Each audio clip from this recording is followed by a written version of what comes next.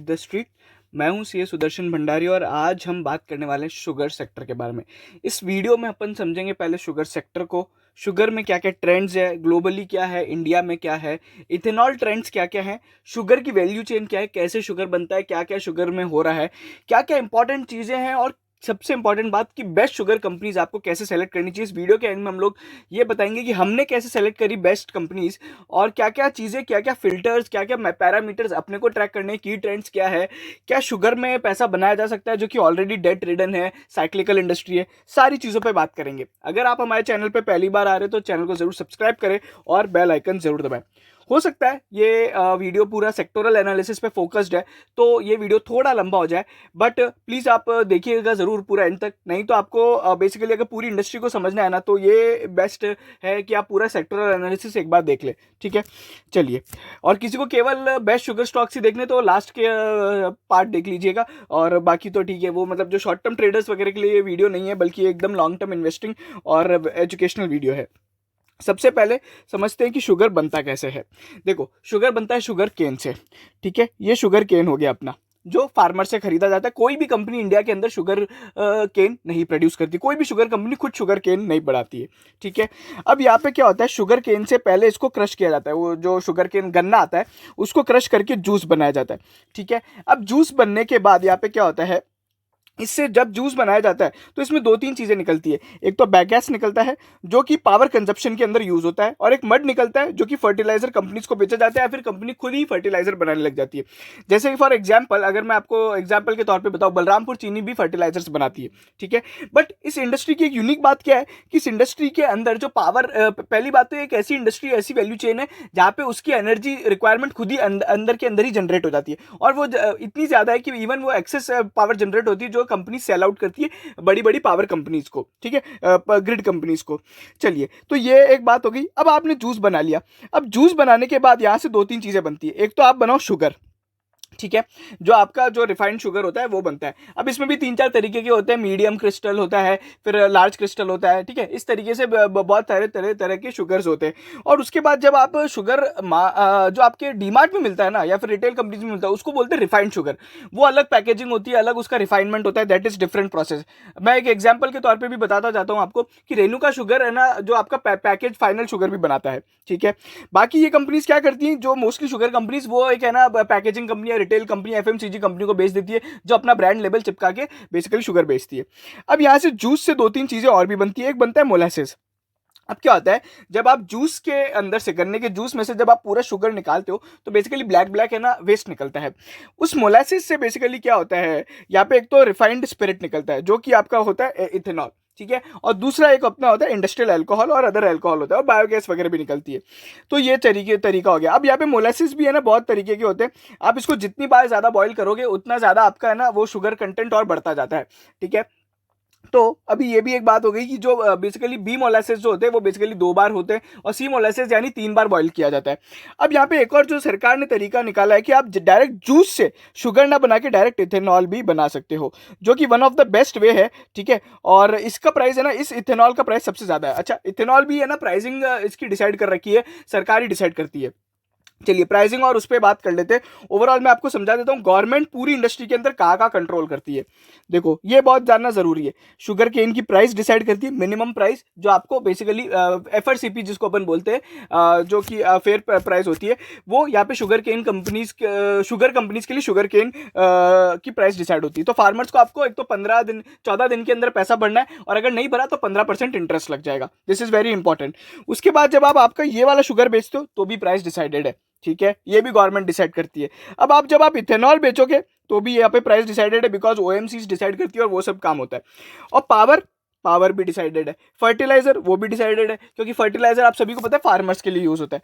तो अब आप पूरी इंडस्ट्री को ये सब चीजें समझ के देख लीजिए। अच्छा, अगर कोई बात कर रहा है कि एक्सपोर्ट की प्राइसेस, तो बिल्कुल एक्सपोर्ट की प्राइसेस भी डिसाइडेड होती है। ठीक है, पूरी इंडस्ट्री गवर्नमेंट कंट्रोल करती है प्राइसिंग। अब मतलब गेम क्या है, गेम ये है कि अंदर की कंपनी कैसे काम करती है, किसका डेट कम है, किसकी एफिशिएंसी ज्यादा है, किसके मार्जिन स्ट्रांग है, किसका वैल्यू चेन अच्छा है, किसके ट्रांसपोर्ट लॉजिस्टिक्स अच्छे, वो ही कंपनी बेटर मार्जिन पे काम कर पाएगी। तो the game is inside the company, not outside. Outside external factors बहुत सारे हैं। अच्छा, अब ये शुगर कंपनीज क्या होती है, डेट रिडन भी होती है। इसके पीछे भी एक रीजन है, डेट रिडन क्यों होती है, वर्किंग कैपिटल हाई क्यों है, यूटिलाइजेशन में क्या प्रॉब्लम आती है। तो बहुत सारी जगह पे गवर्नमेंट सपोर्ट करती है। एक्सपोर्ट के लिए एक्सपोर्ट सब्सिडी देती है, शुगर केन के लिए भी ये एक तो मिनिमम प्राइसिंग और एफआरसीपी रखती है। ठीक है, अगर आपका शुगर बेसिकली कम भाव पे बिकने लग जाता है तो मिनिमम सेलिंग प्राइस डिसाइड करती है। इथेनॉल की प्राइस भी ये कम वो करती है। इथेनॉल के प्लांट लगाने के लिए भी लोन देती है, इंटरेस्ट फ्री लोन्स देती है, या फिर सब इंटरेस्ट सबवेंशन स्कीम चलाती है। ठीक है, और पावर में भी आपको बेसिकली ये प्रोड्यूस करने के लिए इंसेंटिव्स वगैरह मिलते हैं। तो इस इंडस्ट्री में बहुत सारे इंसेंटिव्स भी मिलते हैं। ठीक है, हमेशा उस कंपनी को चुनने का है जिसका इंसेंटिव पे, सरकार के इंसेंटिव पे डिपेंडेंसी कम हो। कैसे पता करेंगे, मान लीजिए एक शुगर कंपनी जिसका मार्जिन बहुत कम है, 1% 2% है शुगर बिजनेस का, अगर कल को सरकार की कोई भी चीज ऊपर नीचे हुई तो वो बिल्कुल पक्की बात है वो लॉस में चली जाएगी। बट वही एक ऐसी शुगर कंपनी जिसका मार्जिन 6-7% है शुगर बिजनेस का, तो वो ऑब्वियसली प्रिवेल कर पाएगी। ठीक है, तो ये बेसिकली मैं एग्जांपल आपको बता देता हूँ। 6% मार्जिन किसका है, तो 6% मार्जिन बलरामपुर चीनी का है और 1% मार्जिन त्रिवेणी का है। ठीक है, तो इस तरीके से ये चीजें होती है। ये अब आपको मैंने बेसिक पूरी इंडस्ट्री समझा दी है। अब अपन आ जाते हैं ट्रेंड्स पे। तो अब है ना, शुगर कंपनीज में पहले भी बहुत सारे, पहले भी 2014 के आसपास भी है ना इथेनॉल के लिए बात की गई थी, बट उस टाइम इथेनॉल ब्लेंडिंग मैंडेट नहीं की गई थी। इथेनॉल ब्लेंडिंग क्या होती है, बहुत सिंपल तरीके से समझाता हूँ। ये आपका पेट्रोल है ना, 1 लीटर पेट्रोल, ठीक है, 1 लीटर पेट्रोल में आप कितना इथेनॉल मिला दो, ठीक है, तो उतना बेसिकली उसको ब्लेंडिंग माना जाता है। अभी इंडिया में कितना इथेनॉल ब्लेंड होता है, 8.1%। क्या टारगेट है, 10% बाय 2022 एंड FY22, और 20% बाय 2025। ठीक है, ये सरकार का टारगेट है। अच्छा, इससे भी बढ़ाया जा सकता है क्या, बिल्कुल बढ़ाया जा सकता है। ब्राजील के अंदर 50% की ब्लेंडिंग होती है। ठीक है, जो वर्ल्ड की सबसे बड़ी शुगर कंट्री है। तो इस तरीके से ये ब्लेंडिंग का मतलब होता है। अच्छा, ब्लेंडिंग केवल इथेनॉल की हो सकती है क्या, नहीं, ब्लेंडिंग मिथेनॉल की भी हो सकती है। और मैं आपको बता दूं, मिथेनॉल को ब्लेंड करना कंपनीज के लिए, ओएमसीज के लिए ज्यादा प्रॉफिटेबल है, बट इंडिया के अंदर मिथेनॉल इतना अवेलेबल नहीं है, मिथेनॉल इंपोर्ट करना पड़ता है। तो अभी मिथेनॉल पे भी पॉलिसी आई है। अगर आपको वो जानना है तो आप हमारा जीएनएफसी का वीडियो जरूर देखिएगा मिथेनॉल के बारे में। चलिए, अब आप यहाँ पे बात करते हैं तो सरकार ने 2014 में भी ट्राई किया था, बट इथेनॉल मैंडेट नहीं था।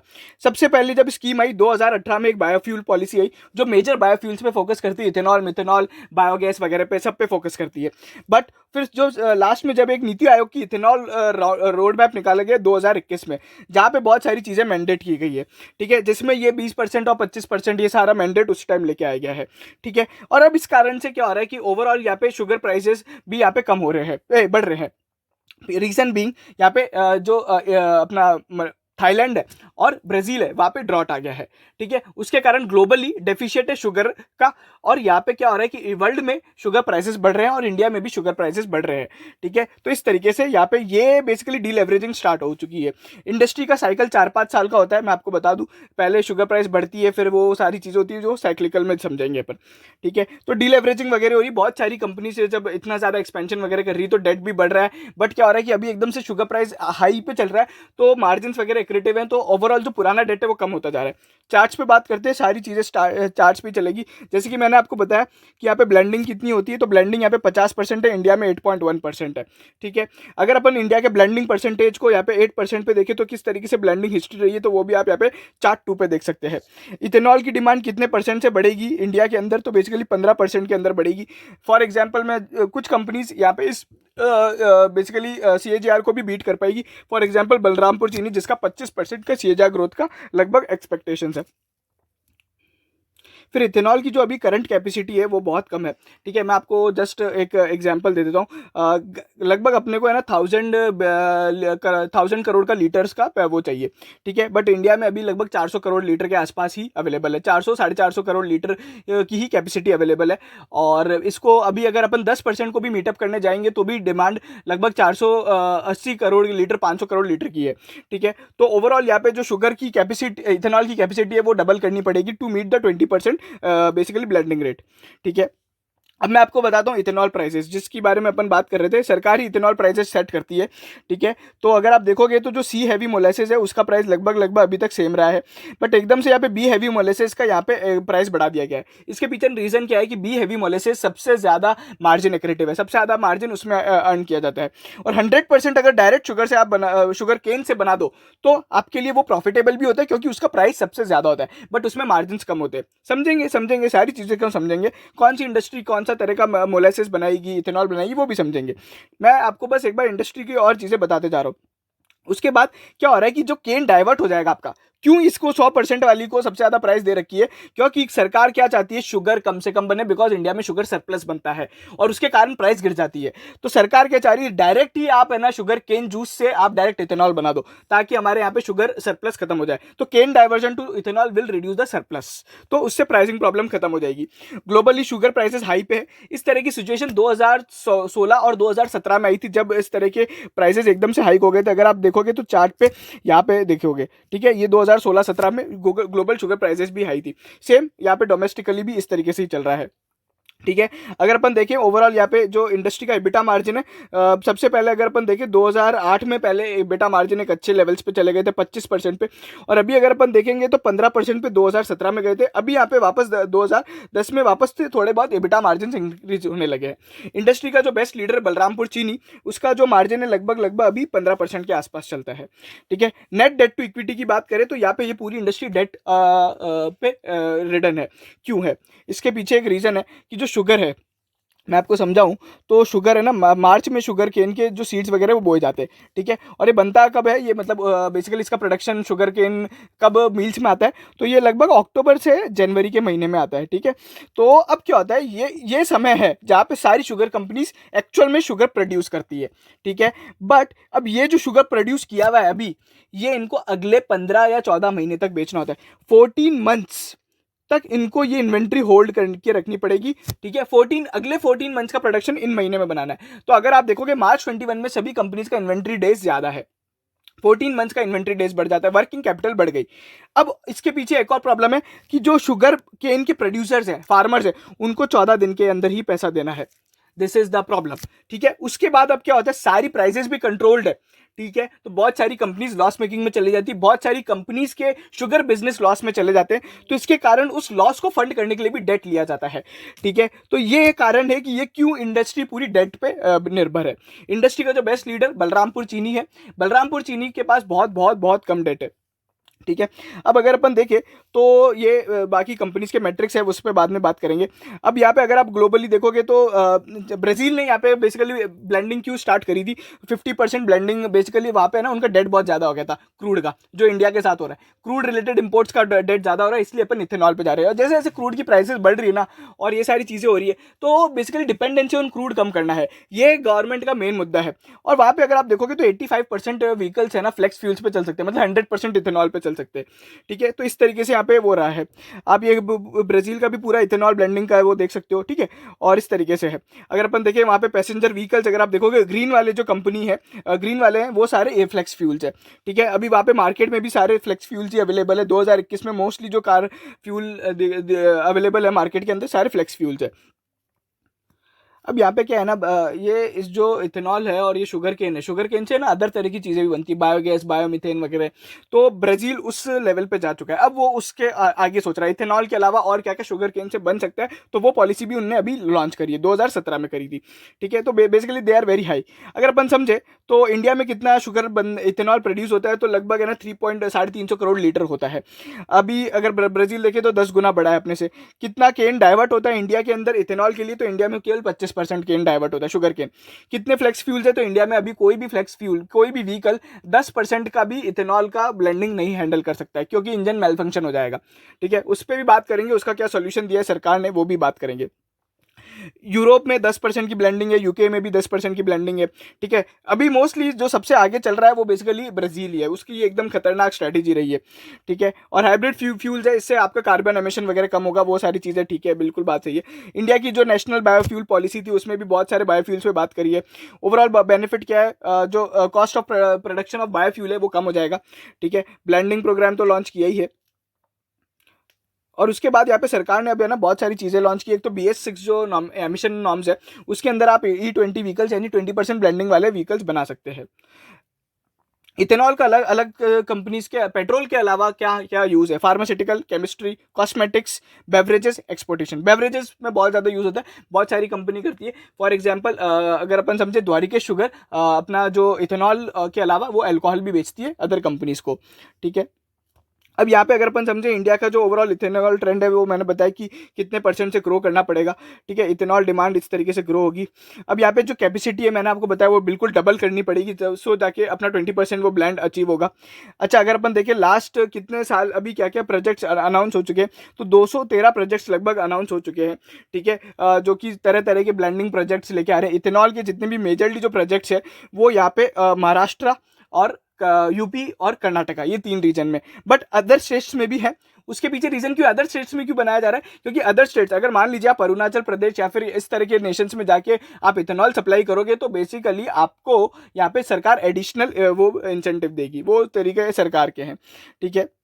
अब यहाँ पे चेंज क्या है, चेंज ये है कि ओएमसीज को जब पेमेंट करना इथेनॉल बेचेंगे ना, तो उनको जो पैसा जो 14 महीने में मिलने वाला था, अब इनको जो पैसा एक एक महीने में मिलने लग जाएगा, वर्किंग कैपिटल विल रिड्यूस, ठीक है। उसके अलावा इथेनॉल बेसिकली वोलेटाइल नहीं है जितना बेसिकली शुगर वोलेटाइल है, तो बेसिकली बिजनेस वोलेटिलिटी और साइक्लिकलिटी थोड़ी कम हो जाएगी, but it will definitely remain cyclical. उसके बाद अगर अपन समझे तो यहाँ पे ब्लेंडिंग परसेंटेज है, जो अभी मैंने आपको बताया 8.1% इंडिया का ब्लेंडिंग परसेंटेज है। इबिटा मार्जिन की मैंने आपको बात करी थी, ठीक है। अगर आप समझोगे तो यहाँ पे बहुत सिंपल सी चीज़ है, अगर डायरेक्ट शुगर आप बनाते हो 17% का ही आपका बेसिकली इबिटा मार्जिन बैठेगा, बट वहाँ पे जो आरओसी आएगा वो 15% का आएगा। बी हैवी मोलासिस वाले में 47% का आता है, सी हैवी में 49% का आता है, बट अगर आप समझोगे तो आरओसी 42% का आता है, और इसलिए यहाँ पे बी हैवी मोलासिस ही सबसे ज़्यादा फायदेमंद है। बट जितने भी इंडिया में प्रोडक्शन के लिए आ रहे हैं, मोस्टली जो अभी कंपनीज आ रही है वो शुगर केन डायरेक्ट प्रोड्यूस करने के लिए आ रही है। क्यों? क्योंकि मतलब जितने भी इथेनॉल के प्लांट्स आ रहे हैं डायरेक्ट रूट वाले आ रहे हैं। क्यों? क्योंकि उनको शुगर पे डिपेंडेंसी खत्म करनी है, ठीक है। इस तरीके से काम कर रहे हैं। अब अगर अपन देखें तो बेसिकली यहाँ पे वो बताया कि कितने मोलासिस पे कितना रियलाइजेशन होगा, क्या आरओसी बैठेगा, ठीक है। तो ये बहुत ज़्यादा मतलब देखने वाला चार्ट है, इसमें ज़्यादा समझने की बात नहीं है, मैंने ओवरऑल आपको बता दिया है क्या चीज़ें होती है। बट क्या होता है कि जब आप बी मोलासिस से बनाते हो तो आपका ग्रॉस प्रॉफिट 48% हायर होता है, ठीक है। तो this is the overall strategy. तो सबसे प्रॉफिटेबल अभी ओवरऑल देखोगे तो बी मोलासिस होता है, फिर डायरेक्ट जूस होता है। बट डायरेक्ट रूट से क्या होता है ना कि आपका शुगर पे वो बिल्कुल डिपेंडेंस खत्म हो जाएगा, और फिर सी वाला होता है, ठीक है। तो इस तरीके से काम चल रहा है। अब यहाँ पे एक और बात है कि जो जब आप बी हैवी मोलासिस पे बनाते हो या फिर सी हैवी मोलासिस पे बनाते हो तो आपका जो बेसिकली प्राइस रहेगा वो शुगर पे डिपेंडेंट रहेगा, ठीक है। बट जब आप यहाँ पे स्टेबिलिटी लानी है अगर आपको आपके ऑपरेशंस में, तो बेसिकली आपको यहाँ पे डायरेक्ट रूट से जाओगे ना तो आपको बेसिकली प्रॉब्लम नहीं आएगी, ठीक है। डायरेक्ट रूट से आप जाओगे तो शुगर का प्राइस कितना भी चले बट आपके प्रॉफिटेबिलिटी में इतना इंपैक्ट नहीं आएगा, जो कि आप ग्रीन चार्ट में देख सकते हो, ठीक है। ओएमसीज को क्या फायदा, ओएमसीज क्यों कर रही है, 3 रुपए पर लीटर की सेविंग हो रही है। मिथेनॉल अगर आप वो करते हो, मिथेनॉल यूज इथेनॉल की जगह, तो और ज्यादा सेविंग होती है, ठीक है। मैंने वो 14 दिन और 15% का कॉन्सेप्ट बता ही दिया था। अब सरकार क्या कर रही है सॉल्व करने के लिए बहुत सारे चैलेंजेस। सबसे बड़ा चैलेंजेस अपने व्हीकल्स में तो चलता ही नहीं है, तो व्हीकल्स को बेसिकली क्या किया जा रहा है, एक तो तरह तरह के मैंडेट्स लेके आ गई है सरकार, बार बार ऑटोमोबाइल कंपनीज को पुश कर रही है, ठीक है। बहुत बहुत जगह ये भी बोला जा रहा है 2022 से थोड़े बहुत प्रोडक्शन स्टार्ट हो जाएगा E10 व्हीकल्स का, मतलब 10% वालों का, E20 का 2025 तक हो जाएगा। तरह तरह की बातें। सबसे इंपॉर्टेंट है फ्लेक्स फ्यूल के लिए अभी पीएलआई स्कीम लेके आ रही है। नितिन गडकरी एक मिनिस्टर हैं जो सबसे ज्यादा इस पे फोकस कर रहे हैं, ठीक है। उसमें सरकार की बहुत सारे कुल मिला के पुशबैक दिया जा रहा है सरकार द्वारा कि यहाँ पे इथेनॉल फोकस्ड आप व्हीकल्स बनाइए, ठीक है। इस तरीके से काम हो रहा है। अब अगर अपन देखें तो यहाँ पे बहुत सारी कंपनीज को और भी तरह तरह की प्रॉब्लम आ रही है, जैसे कि टैंकेज एंड स्टोरेज की कैपेसिटी एक्सपेंशन चल रहा है, सो दैट कंपनीज अपना क्या कर सकती हैं, क्योंकि क्या ऑयल मार्केटिंग कंपनीज तो हर जगह है बट शुगर मिल्स तो केवल 2-3 स्टेट्स में ही है, तो इसलिए यहाँ पे टैंकेज एंड स्टोरेज भी ये एक्सपेंशन कर रही है। उसके बाद यहाँ पे किसी को डेट की रिक्वायरमेंट है तो सरकार ने क्या स्कीम लेके आई है, सरकार ने ट्रिप्लीकेट एग्रीमेंट साइन किया है। ट्रिप्लीकेट एग्रीमेंट मतलब क्या हुआ, बैंक, शुगर कंपनी और oil marketing company. Oil marketing company जो भी पैसा देगी वो एक बैंक के डेडिकेटेड अकाउंट में जाएगा, वो बैंक आपको बेसिकली लोन देगा, किस बात के लिए, इथेनॉल प्रोड्यूस करने के लिए। तो इसको बोलते हैं ट्रिप्लीकेट एग्रीमेंट। और इसमें बेसिकली इंटरेस्ट सबवेंशन स्कीम है जहाँ पे 50% इंटरेस्ट की सेविंग होगी, अप टू 6% तक का आपको इंटरेस्ट मिला जा सकता है। शुगर को इथेनॉल को बनाने के और भी तरीके हैं, मोस्टली यहाँ पे ग्रेन से भी बनाया जा सकता है, मेज और जैसे कि राइस होता है उससे भी बनाया जा सकता है। तो बहुत सारी कंपनीज डुअल फीड स्टॉक पे भी फोकस कर रही है, जैसे कि बलरामपुर चीनी। थोड़ी बहुत इंडिया में जो कैपेसिटी है लगभग 50%, जब 2030 तक अपन 20% पे आएंगे तो मोस्टली ग्रेन और राइस पे भी अपने को फोकस करना है। ठीक है, इस तरीके से यहाँ पे ये पूरी इंडस्ट्री का हो गया। अब अगर अपन देखें, जैसे कि मैंने आपको बताया था आफ्टर 10 ईयर्स क्या क्या हो सकता है, तो बायोमीथेन, बायोगैस वगैरह भी ऐसी चीज़ें हैं जो बेसिकली शुगर केन से निकाला जा सकता है, बट अभी तक उसको एक्सप्लोर इंडिया में नहीं किया जा रहा है। ठीक है, अगर अपन समझे तो ब्राज़ील के अंदर 19% renewable energy, overall 19% of the energy यहाँ पे बेसिकली शुगर केन के थ्रू निकाला जाता है। बट इंडिया में आप सभी को पता है अभी तक शुगर केन ऐसा सेक्टर है जिसको एनर्जी के माध्यम से कभी एक्सप्लोर ही नहीं किया गया। साइक्लिकल इंडस्ट्री है, सबसे पहले क्या होता है, शुगर प्राइस बढ़ती है जो कि अभी हो रहा है, इससे प्रॉफिटेबिलिटी इंक्रीज होगी, good time good crime prices वगैरह रहेंगे, हाई शुगर प्रोडक्शन होगा, वापस से हाई शुगर प्रोडक्शन के कारण वापस से प्राइस गिरेंगे और फिर वापस से प्रॉब्लम आएगी, डेट होगा, लोअर प्रॉफिटेबिलिटी। ये कितने साल तक चलता है, 4 से 5 साल चलता है। लास्ट 2016-17 में हुआ था, अब वापस 2021 में हो रहा है, 4 साल 5 साल लगभग कंप्लीट हो गए। इस तरीके से इंडस्ट्री है।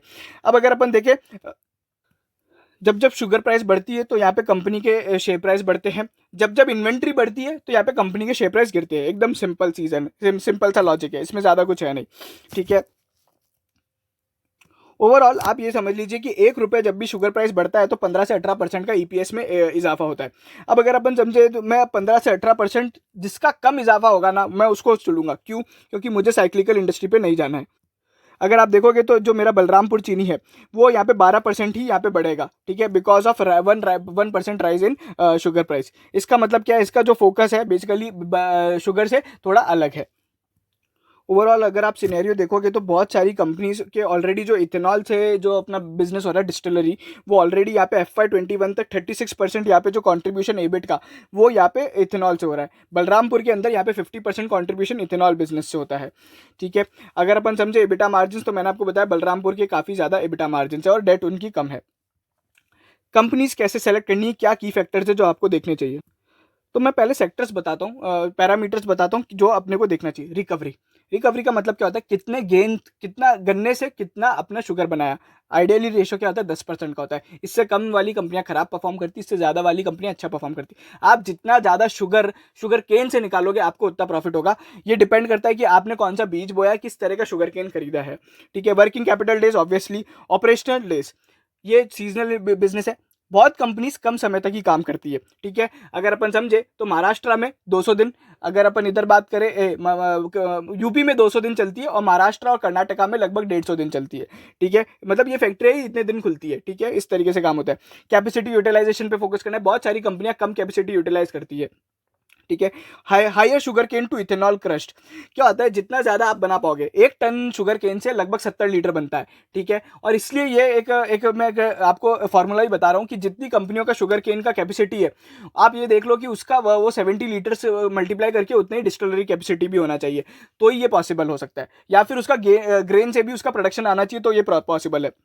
दूसरा, आप ये देख लो कि कौन सी कंपनी ऐसी जो 70 लीटर से भी ज़्यादा आपका शुगर केन से इथेनॉल बना सकती है, तो वो भी एक चीज़ है। डेट टू इक्विटी बहुत इंपॉर्टेंट है।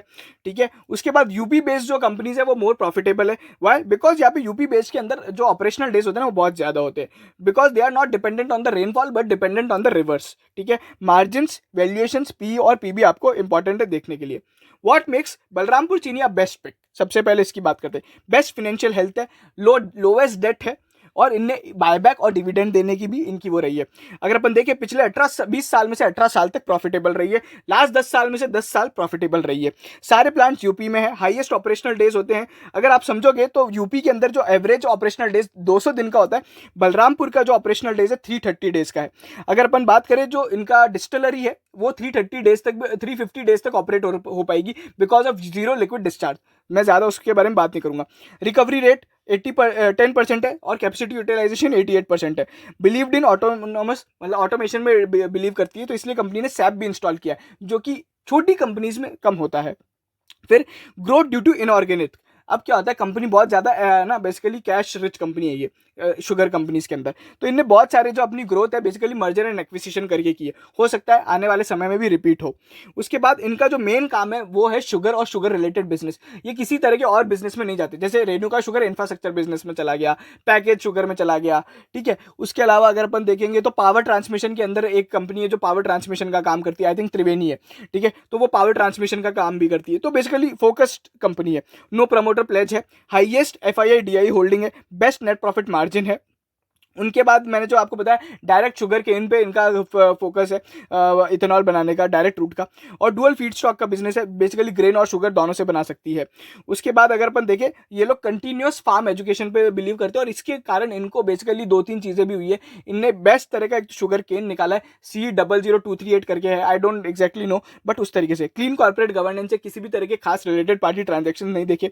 जितने भी बिजनेस सेगमेंट्स है बैलेंस शीट में, मतलब कंपनी के अंदर, सारे अपने इंडिविजुअल लेवल पे भी प्रॉफिटेबल है। तो अब मैं ना क्या करता हूँ, बेसिकली एक टाइकून माइंडसेट करके एक ट्विटर चैनल है, जो उन्होंने बेसिकली इस पूरी शुगर इंडस्ट्री को मतलब एलिमिनेट किया है बेस्ट कंपनी पहुँचने के लिए। देखो मैं भी आपको वही बता रहा हूँ, डेट इक्विटी जिसका 2 से ज़्यादा है इग्नोर कर दो, इंटरेस्ट कवरेज 1 से कम है इग्नोर कर दो, कंपनीज जो कि लॉस में थी इग्नोर कर दो। ये रहे उनके सारे के नाम। रेणुका शुगर मैं आपको बता दूँ डेट रिस्ट्रक्चरिंग में भी जा चुका है, ठीक है, बेसिकली लोन पे नहीं कर पाया विलमार से, जो इनको लोन था, तो वो बेसिकली इक्विटी में कन्वर्ट हो गया। इन कंपनीज को अवॉइड करते जाइए। फिर आप क्या लगाइए, बेसिकली पहला अब ये ऐसी कंपनीज है जो बेसिकली आप अवॉइड ऐड तो कर सकते हैं, बट इसमें थोड़ा बहुत रिस्क है। क्या रिस्क है? इनका डेट टू इक्विटी 2 से तो ज़्यादा नहीं है, बट इनका इंटरेस्ट कवरेज 1 से ज़्यादा है, ठीक है। तो ये इस तरीके से, तो ये कुछ ऐसी कंपनी जो मीडियम टर्म रिस्क है। DCM श्रीराम इसके अंदर आती है, जो कि काफ़ी बड़ी है, ठीक है, और अवध शुगर भी इसके अंदर आता है, ठीक है। तो ये सारी चीज़ें हो गई। अब यहाँ पे अगर अपन बात करें एकदम जो बेसिकली आप इस कंपनी में लगाएं, अब ये वो कंपनीज है जिनके अंदर डेट बहुत ही कम है, ठीक है। तो राणा शुगर करके है, उत्तम शुगर है, और फिर धामपुर शुगर है, ठीक है, और EID पैरी भी। EID पैरी बहुत बड़ी कंपनी है, बट है ना उसका डेट का बहुत ज़्यादा इशू रहता है। अब फाइनली आते हैं debt free companies. Why I like debt free companies? देखो यार, साइक्लिकल इंडस्ट्री है, तो अगर डेट नहीं होगा ना तो कंपनी कुछ ना कुछ तो बढ़िया कर ही लेगी। तो आई ऑब्वियसली लाइक है ना डेट फ्री कंपनीज, ठीक है। अगर अपन देखें इसमें बहुत सारी कंपनीज है, Uttam sugar sorry KM sugar mills है, कोठारी शुगर्स है, ठीक है। But let's come to leaders. Leader कौन है? बलरामपुर चीनी सबसे बड़ा कंपनी है, 8,500 करोड़ का उसका मार्केट कैप है, 4,500 करोड़ का इसका रेवेन्यू। फिर एक आ गया अपना द्वारिकेश शुगर, और दूसरा अपना त्रिवेणी इंजीनियरिंग, ठीक है। तो ये 3 कंपनीज है जिन पे आप यहाँ पे बेसिकली जीरो आउट कर सकते हो कि ये 3 बेस्ट कंपनीज है। इसके अलावा किसी को अगर बेट करना है तो प्राज इंडस्ट्री। प्राज इंडस्ट्री क्या काम करता है? बेसिकली इंफ्रास्ट्रक्चर में हेल्प करता है इथेनॉल के प्लांट्स लगाने के लिए। ये सारे सेक्टर्स और फैक्टर्स मिला के अपन ने इस कंपनी को बिल्कुल जीरो आउट कर दिया, ठीक है। बहुत सारी चीज़ें देखने की जरूरत है, कैसे क्या इथेनॉल की कैपेसिटी किसी कंपनी की चालू होती है, OMCs के साथ कैसे कंपनीज के यहाँ पे एग्रीमेंट हो रहे हैं, किस किस के हो रहे हैं, किस किस का कैपेसिटी कंप्लीट हो गया और कैपेसिटी यूटिलाइजेशन इंक्रीज हो गया, रेवेन्यू बढ़ रहा है क्या। शुगर के अलावा शुगर का बिजनेस कम होना चाहिए, इथेनॉल का बिजनेस बढ़ना चाहिए। गवर्नमेंट की पॉलिसी क्या है? सबसे बड़ा मैं की ट्रेंड आपको बता दूं कि क्या ऑटोमोबाइल कंपनीज इथेनॉल वाले व्हीकल्स बनाने के लिए तैयार हो गए हैं क्या? अभी तक तो सरकार ने ऑर्डर किया है, बट जरूरी नहीं है कि वो अभी बनाए, ठीक है ना। तो इस तरह के थोड़े बहुत मैंडेट्स आए हैं, ओवरऑल गाइडलाइंस ही है, बट यहाँ पे उस पर भी अपने को काम, मतलब है ना, ऑटोमोबाइल्स को काम करना बहुत जरूरी है, ठीक है। तो ये सारी चीजें थी। उसके बाद आप screener.in पे भी रेशोज बिठा सकते हो। मैं आपको वो दिखा देता हूँ, रेशोज भी, रेशोज है जो आप यहाँ पे देख सकते हो, ठीक है। ये सब स्क्रीनर पे अवेलेबल होता है। अब यहाँ पे अगर अपन बात करें पीयर कंपैरिजंस की, तो पीयर कंपैरिजन जब बलरामपुर चीनी का करोगे तो आपको सबसे पहले एक जो चीज़ समझ में आएगी, ये सारे मैंने सेक्टर्स लिए हैं, ठीक है। इसमें सबसे इंपॉर्टेंट क्या है? सिविप। कौन कितना ज़्यादा एक्सपेंशन कर रहा है? अभी यहाँ पे कंपनी की सिविप मतलब क्या हुआ कि बैलेंस शीट में कितना कैपिटल वर्क इन प्रोग्रेस खड़ा हो गया। इनका तो एक्सपेंशन लगभग 500-600 करोड़ का है, ठीक है। बट यहाँ पे अगर आप देखोगे तो अभी 70 करोड़ ही यहाँ पे अभी तक इन्वेस्ट किए हैं, ठीक है। तो ये भी चीज़ कंसिडर करनी चाहिए, अनाउंस कितना किया और सिविप कितना है, ठीक है। फॉर एग्जाम्पल अगर अपन देखें तो यहाँ पे दालमिया भारत यहाँ पे 10% का लगभग उनका वो ग्रॉस ब्लॉक बढ़ जाएगा। अब यहाँ पे इंपॉर्टेंट बात क्या है? सबसे इंपॉर्टेंट बात है कि पी रेशो कितना है। अगर आप देखोगे तो यहाँ पे बलरामपुर चीनी 20 के पी पे ट्रेड होता है, त्रिवेणी भी 20 के आसपास पी पे ट्रेड होता है, और फिर अगर अपन देखें तो जो अपना धामपुर शुगर है वो 14 के पी पे ट्रेड होता है, ठीक है। और इस तरीके से काम होता है। अब यहाँ पे अपने को इस तरीके से सेलेक्ट करना है। अगर आप देखोगे ROC लेवल्स, तो यहाँ पे ROC लेवल्स अभी बलरामपुर के थोड़े यहाँ पे डिप्रेस्ड हो गए थे बिकॉज ऑफ सम एक्सपेंशंस, ठीक है। वहीं पे अगर अपन देखें तो यहाँ पे मार्जिन फ्रंट पे देखते हो तो आपका क्लियर रीडर है यहाँ पे। अगर आप देखोगे OPM मार्जिन पे 15% के साथ यहाँ पे बलरामपुर चीनी है। वहीं पे अगर अपन नेट प्रॉफिट मार्जिन की भी बात करें जो लास्ट क्वार्टर की अगर आप पकड़ोगे तो यहाँ पे 5% इनका मार्जिन है। क्वार्टरली बेसिस पे अपन नहीं जाएंगे तो भी अपने को काफी ज्यादा होगा। कैसे पता पड़ रहा है कि बलरामपुर चीनी एक क्लियर फ्रंट रनर है? ये 4,500 करोड़ की सेल्स करके 450 कमाता है। वहीं पे त्रिवेणी इंजीनियरिंग अगर आप देखोगे यहाँ पे 4,380 करोड़ की यहाँ पे बेसिकली सेल्स करके ये भी 400 करोड़ रुपए लगभग कुछ कमा रहा है, ठीक है। बट इनका जो डेट टू इक्विटी का रेशो है वो काफ़ी ज़्यादा है, 0.34 है एज कम्पेयर टू जस्ट 0.12, ठीक है। बट वहीं पे अगर अपन देखें एक बड़ी कंपनी EID पैरी जो कि काफ़ी ज़्यादा बड़ी कंपनी है, वो इतनी करोड़ की सेल्स 21,000 करोड़ की सेल्स करके भी केवल 600 करोड़ रुपए ही कमा पा रही है। उसके पीछे रीज़न है कि उनका जो बेसिकली NPM है, नेट प्रॉफिट मार्जिन, सीधा 9% है, बट यहाँ पे 15% है। इस तरीके के आप सेक्टर और फैक्टर्स बिटा बिटा के आप सेलेक्ट कर सकते हो। मेरी क्या राय है, एक कंपनी लेना, ठीक है, और धीरे धीरे इन्वेस्ट करो। अब लॉन्ग टर्म की बारी आ गई, अब लॉन्ग टर्म के लिए इन्वेस्ट करो। अभी जो रिसेंट में रैली आई थी वो क्यों आई है? यूपी इलेक्शंस में जीतने के कारण आई है, बीजेपी गवर्नमेंट वापस आ गई है। दूसरा, क्रूड ऑयल की प्राइसेस के कारण आई है, ठीक है, कि क्रूड का प्राइस इतना बढ़ गया तो इथेनॉल फोकस वापस सरकार का बढ़ जाएगा, इस बात को लेके। तो शॉर्ट टर्म फोकस के लिए तो देखिए क्या है, आपको न्यूज़ बेस्ड ट्रेडिंग करनी पड़ेगी, ठीक है। अभी तो वापस सारे शुगर स्टॉक्स वापस गिर रहे हैं, ठीक है। अब लॉन्ग टर्म बेट्स करने के लिए आपको बेसिकली धीरे धीरे एक तो बाय कीजिएगा, और दूसरा आपका ओवरऑल शुगर पे एलोकेशन कम रखिएगा। ऑब्वियसली जो आपका बेस्ट बेट जो हो सकता है सेक्टर, सेफ सेक्टर तो अभी भी FMCG और बैंकिंग सेक्टर है, ठीक है। एक शुगर एक रिस्की सेक्टर और साइक्लिकल है, तो यहाँ पे आपका ओवरऑल जो एलोकेशन होना चाहिए 10% के आसपास होना चाहिए। तो प्राज ले लीजिए एक, और दूसरा एक कोई भी शुगर कंपनी ले लीजिए। मैंने आपको बता दिया कि बलरामपुर चीनी मेरे हिसाब से बेटर प्ले आउट है, ठीक है। तो ये था ओवरऑल पूरा शुगर एनालिसिस। इसके बाद हम लगातार जैसे जैसे एनुअल रिपोर्ट्स पढ़ते जाएंगे तो हम एक एक शुगर कंपनी को कवर करते जाएंगे। नेक्स्ट प्रोबेबली हम लोग 1-2 दिन में बलरामपुर चीनी का पूरा एनालिसिस करेंगे, one of the best annual reports to read.